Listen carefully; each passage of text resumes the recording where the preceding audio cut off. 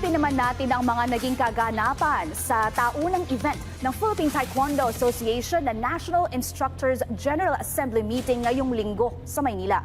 Para sa detalye, narito ang report ng aking teammate na si Paulo Salamatin.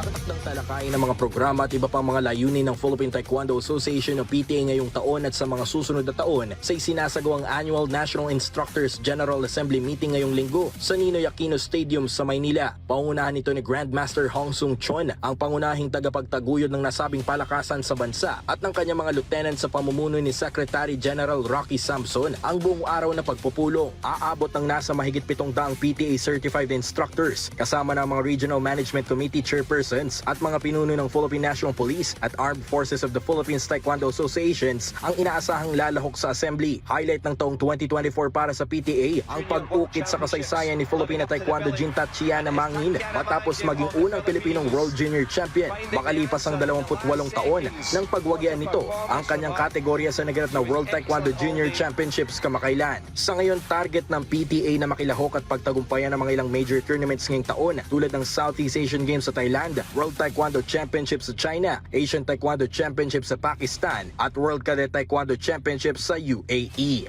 Paulo Salamatin para sa Atletang Pilipino sa Bagong Pilipinas.